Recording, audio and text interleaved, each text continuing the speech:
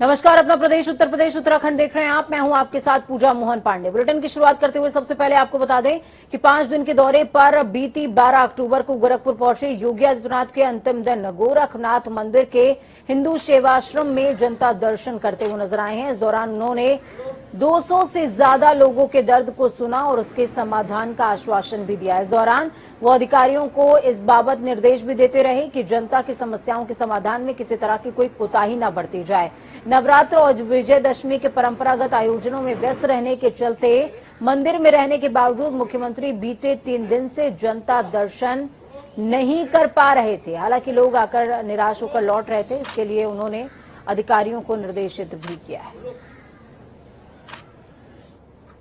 सिद्धार्थनगर के डुमरियागंज राजकीय कन्या इंटर कॉलेज में 1:15 पर सीएम कार्यक्रम स्थल पर पहुंचे।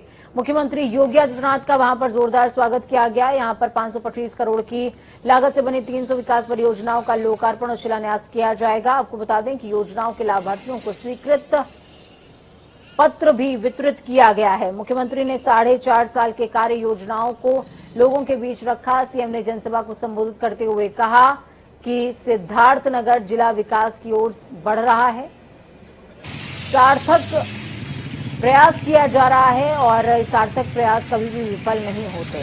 सिद्धार्थनगर में 30,000 लोगों को आवास मिल चुका है। हमारी सरकार बिना जातीय भेदभाव के लोगों को लाभ दे रही है। जो 7 प्रदेश के मेडिकल कॉलेजेस थे, इनको मान्यता दे दी है, जिसमें हर मेडिकल कॉलेज में 100 एडमिशन होंगे। इसमें सिद्धार्थनगर का इस मेडिकल कॉलेज वो भी मान्यता मिली है और नीट की काउंसलिंग के थ्रू यहाँ पर एडमिशन होने जा रहे हैं। यह मेडिकल कॉलेज पहले सत्र के लिए पूरी तरह तैयार है। यहाँ पे क्लासेस प्रारंभ होंगे और इस कार्य का शुभारंभ करने के लिए आदरणीय प्रधानमंत्री जी का अनुकंपा और उनका आशीर्वाद प्राप्त हो रहा है।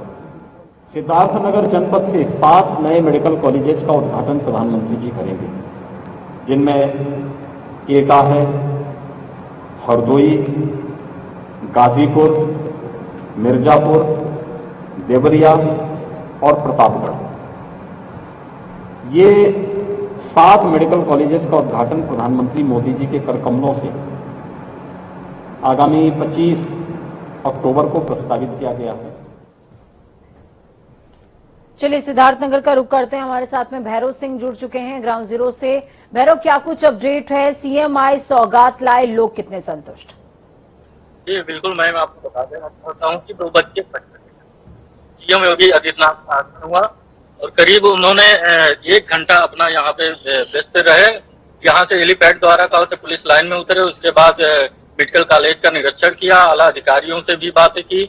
और ये बहुत ही सौभाग्य की बात है कि 25 अक्टूबर को देश के प्रधानमंत्री नरेंद्र मोदी जी आ रहे हैं यहाँ पर, उसी को लेकर निरीक्षण किया गया। और लगातार ये करीब 1.5 महीने के बीच सीएम योगी आदित्यनाथ का ये तीसरी बार दौरा रहा सिद्धार्थनगर में। और इस बीच उम्मीद दिलाए हैं उन्होंने, जांच पड़ताल की है, आला अधिकारियों को टाइट की है कि कोई चूक ना हो पाए 25 तारीख को, क्योंकि नरेंद्र मोदी आ रहे हैं और उनकी जो जनसभा होगी कोई ऐसी लापरवाही ना हो।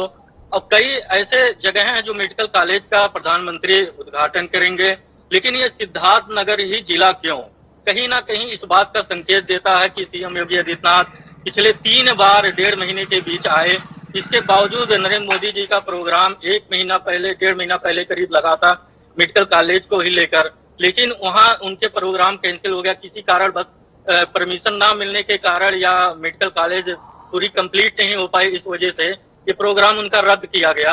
तो अगली बार फिर ये देश के अभी मुख्यमंत्री जो आए और महीने में 1 महीने के अंदर 3 बार आ गए करीब। इसके बाद इन्होंने आज जो सुरक्षा व्यवस्था आधा अधिकारियों से बातें की, प्रशासन को टाइट किया और निरीक्षण मेडिकल कॉलेज की किया, तो ये बहुत ही सौभाग्य की बात है। तो कहीं ना कहीं बहुत शुक्रिया हमारे साथ जुड़ने के लिए, अहम जानकारी ग्राउंड जीरो से भैरव साझा करने के लिए। सूबे के मुख्यमंत्री आपको बता दें कि सिद्धार्थनगर पहुंचे और इस दौरान उनका जोरदार स्वागत भी हुआ। कई 100 करोड़ योजनाओं की सौगात उन्होंने दी है। सूबे के मुख्यमंत्री योगी आदित्यनाथ कल एक दिवसीय दौरे पर बहराइच में रहेंगे। मुख्यमंत्री योगी बहराइच में कई विकास योजनाओं का लोकार्पण और शिलान्यास करेंगे, जिसके बाद वो जनसभा को भी संबोधित करेंगे। लाभार्थियों में प्रमाण पत्र का वितरण करेंगे। मुख्यमंत्री योगी आदित्यनाथ के बहराइच आगमन को लेकर जिला प्रशासन तैयारियों में जुटा हुआ है और चाक चौबंद सुरक्षा व्यवस्था का भी कड़ा इंतजाम इस दौरान देखने को मिला, जिसको लेकर डीएम डॉक्टर दिनेश चंद्र ने कार्यक्रम स्थल का जायजा लिया और वहां पर सभी पंडालों का निरीक्षण भी किया है। उत्तराखंड के मुख्यमंत्री पुष्कर सिंह धामी अपने 2 दिवसीय कार्यक्रम के तहत अयोध्या में हैं और इस दौरान वो रामलला और हनुमानगढ़ी में दर्शन पूजन करेंगे। रविवार को सुबह 9:15 पर पूर्वाह्न 11 बजे तक दिल्ली सेवा धाम अयोध्या की ओर से रामलला के दर्शनार्थियों के लिए बनाए गए बहुउपयोगी धर्मशाला के पूजन समारोह में शामिल होने के बाद यहां से रवाना हो जाएंगे। समारोह में शामिल होने के लिए आज दोपहर all India anti terrorist front के अध्यक्ष और पूर्व केंद्रीय मंत्री मनिंदर सिंह बिट्टा भी यहां पहुंच रहे हैं। तो बेहद खास है अयोध्या का ये दौरा सीएम पुष्कर सिंह धामी का। इस दौरान दर्शनार्थियों के लिए बनाई जा रही एक धर्मशाला की नींव भी। इस खबर पर ज्यादा जानकारी के लिए बीएस लाठी हमारे साथ में जुड़ चुके हैं। बीएस लाठी, क्या कुछ अपडेट है? देखिए पूजा, सीएम का काफिला है, ये सरयू का तट है और इस काफिले में सीएम का जो अंदर का लोकेशन है ये दिल्ली हिंदू सेवा धाम द्वारा ये जो कार्यक्रम किया गया है, ये पूरा कार्यक्रम है। सीएम उसमें चीफ गेस्ट है। पूजन होगा। उत्तराखंड के सीएम धामी जी वो उसमें शामिल होंगे और हमारे साथ पूजा हिंदू धाम के सदस्य भी लोग हैं, हम उनसे बात करेंगे। सर, क्या कार्यक्रम है? दिल्ली सेवा धाम के आज हमारी धर्मशाला कल भूमि पूजन है भव्य, और उसके हम लोग तैयारियों में जुटे हैं। अभी हम श्री राम जी की बारात यात्रा निकालेंगे, उसके बाद शाम को भजन संध्या है, कल फिर भव्य भूमि पूजन है। इसमें जो आपका कार्यक्रम है, इस कार्यक्रम में कितने लोग शामिल हैं? मैं दिल्ली सेवा धाम का संस्थापक कुमार बासिया। दिल्ली से 20 बजे और 600 लोग ट्रेन से और 300 लोग फ्लाइट से आए हैं। मोटा मोटी 1500 से 2000 आदमी दिल्ली से चल के आया है और इस राम बारात में भव्य राम बारात अयोध्या में निकलेगी और कल सुबह हमारे उत्तराखंड के मुख्यमंत्री इसका भूमि पूजन करेंगे और उसके बाद भजन संध्या रखी गई है। ठीक है बीएस लाठी, बहुत शुक्रिया हमारे साथ जुड़ने के लिए, अहम जानकारी ग्राउंड जीरो से साझा करने के लिए।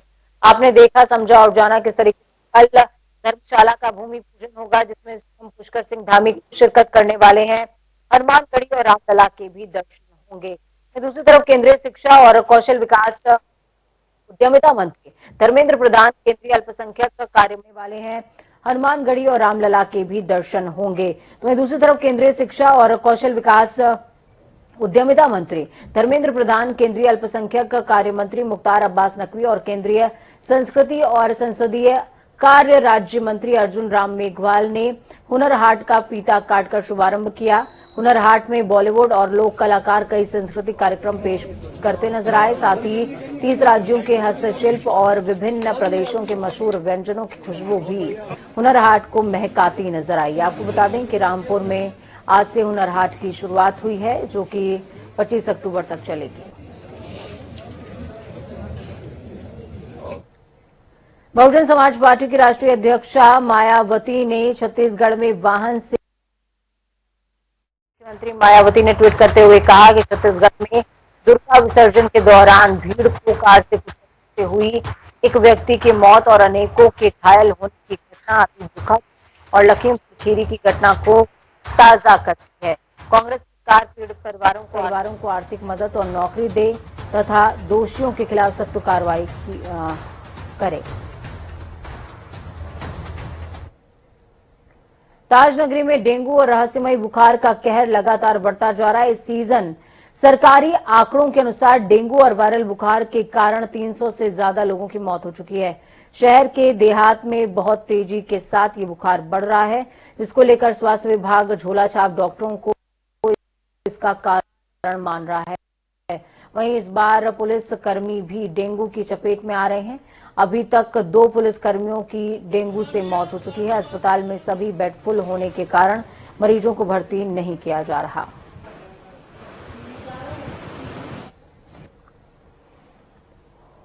सर यहाँ पर भी इस समय मरीज आ रहे हैं, बुखार के काफ़ी मरीज 500-600 मरीज रोजाना जाते हैं। उनमें से डेंगू की जांच कराते हैं। यदि आज पॉजिटिव आती है डेंगू जांच तो उन्हें भर्ती कर लेते हैं। इस टाइम हमारा जो डेंगू वार्ड है 15 पलंग है, 15 भरे हुए हैं सर। और यदि आवश्यकता पड़ने पर 5 बेड और बना रखे हैं हमने, जरूरत पड़ेगी तो वहाँ पर मरीज भर्ती करा जाएगा। सर 20 घंटे में लगभग 8 लोगों की मौत हुई है, क्या कारण है? सर एक तो मरीज घर के आसपास इलाज कराते रहते हैं। कुछ हमारे आरएमपी डॉक्टर जो कहते हैं वो भी गलत दवा दे देते हैं, जो दवा नहीं देनी चाहिए थी वो लोग दवा दे दी जाती है तो उससे नुकसान हो जाता है, गुर्दा फेल हो जाता है, फिर पेशेंट बचता नहीं है पेशेंट। ये है जैसे डेंगू वाले में बुखार की दवा तो दे सकते हैं ना, दर्द की नहीं देनी चाहिए। और दर्द की दवा देने से गुर्दा खराब हो गया तो फिर मुश्किल से बच पाता है मरीज। ये है सर। चलिए, प्रदीप हमारे साथ में जुड़ चुके हैं ग्राउंड जीरो से। प्रदीप, क्या कुछ अपडेट है? लगातार जो रहस्यमयी बुखार है उसके मामले बढ़ते जा रहे हैं सूबे के अंदर, क्या इसके लिए किसी तरह की कोई तैयारी नहीं की गई है? पूजा बता दें कि पिछले अगस्त से हम शुरुआत करें तो अगस्त से लगातार देहात में इस तरीके से जकड़ लिया है डेंगू और वायरल बुखार ने, जिसको हम रहस्यमयी बुखार लगातार कह रहे हैं पिछले 3 महीने से। और आगरा के अंदर लगभग 5 से 8 लोगों की नियमित रूप से मौत हुई है, लेकिन अभी तक प्रशासन हर बार यही कहता है कि लगातार जांचें जारी हैं, प्रयास किए जा रहे हैं। डॉक्टर्स की 50 टीमें गठित कर दी है। जिलाधिकारी प्रभु नारायण सिंह का भी यही कहना है कि 50 टीमें गठित कर दी है, लेकिन जो ठोस कार्रवाई है वो अभी तक दिखाई नहीं दे रही है। मैं इस समय एसएन मेडिकल कॉलेज के यहाँ पर अभी 5 मिनट पहले यहाँ पर एक वैन आती है और वैन के अंदर 5 से 6 बच्चे से पीड़ित थे। एक वैन के अंदर यानी एक एम्बुलेंस के अंदर 5-6 बच्चे होना बहुत बड़ी बात है। तो ये लगातार मौतों का सिलसिला अनवरत जारी है, चाहे देहात हो शहर हो। और अभी पिछले दोनों 2 पुलिसकर्मियों की भी मौत हो गई है और आज की तारीख में 23 से अधिक पुलिसकर्मी इसके अंदर शिकार हो चुके हैं। तो लगातार ये सिलसिला चल रहा है। ये सिलसिला कब थमेगा ये कोई नहीं जानता और इतना ही इस पर चर्चा करने को तैयार। ठीक है, बहुत शुक्रिया प्रदीप हमारे साथ जुड़ने के लिए, अहम जानकारी ग्राउंड जीरो से साझा करने के लिए। हंस फाउंडेशन की चेयरपर्सन मंगला माता के जन्मदिन के अवसर पर द हंस फाउंडेशन हॉस्पिटल और डायलिसिस सेंटर का शुभारंभ राजधानी देहरादून में किया गया, जहां मुख्यमंत्री पुष्कर सिंह धामी ने बतौर मुख्य अतिथि कार्यक्रम में शिरकत करी। हंस फाउंडेशन के माध्यम से उत्तराखंड के विभिन्न क्षेत्रों के लिए 13 सचल चिकित्सालयों को भी मुख्यमंत्री ने हरी झंडी दिखाकर रवाना किया है। तो वहीं हंस फाउंडेशन के माध्यम से सभी चिकित्सालयों में निःशुल्क सेवा प्रदान की जाएगी। आज माता श्री का जन्म दिवस भी है और इस जन्म दिवस पर हमारे पूरे उत्तराखंड के अंदर 13 जो हमारे जिला अस्पताल हैं, उन सभी जिला अस्पतालों पर डायलिसिस की जो सुविधा है वो सभी को मिलनी शुरू हो जाएगी। इसके साथ साथ जो 13 सचल केंद्र हैं वो भी संचालित होंगे और बहुत सारे जो हमारे महाविद्यालय हैं उन महाविद्यालयों में 1 लाख से भी ज़्यादा किताबें हमारे सभी बच्चों के पठन पाठन के लिए मिलेंगी। निश्चित रूप से ये बहुत बड़ा काम है। स्वास्थ्य के क्षेत्र में ये आज एक नई क्रांति का सूत्रपात हो रहा है।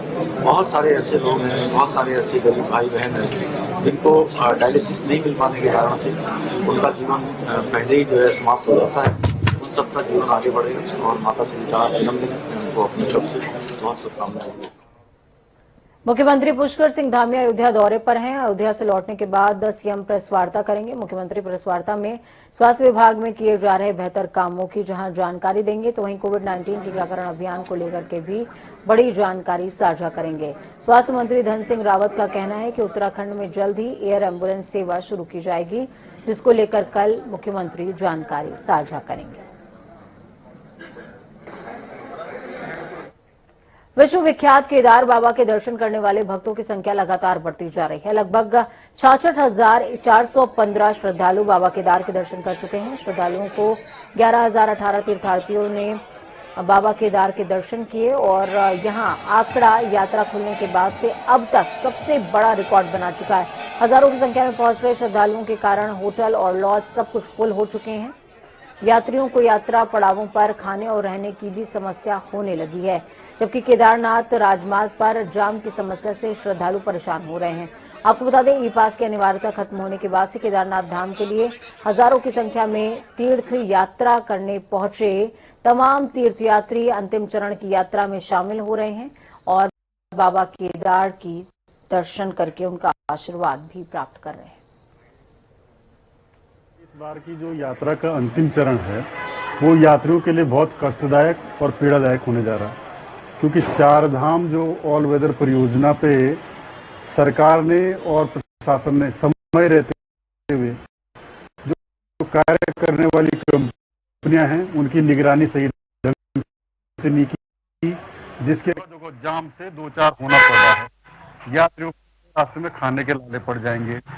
आपके ऐसे ही जो है सोनप्रयाग से लेकर गौरीकुंड और गौरीकुंड से केदारनाथ तक व्यवस्थाएं जो है जिस अनुपात की यात्री आ रहे हैं उसके हिसाब से जो है रास्ते में कुछ व्यवस्थाएं नहीं है। लिहाजा क्या है, यात्री बहुत कष्ट से अपनी यात्रा को समय जो है बड़ी कष्टदायक यात्रा करेगा।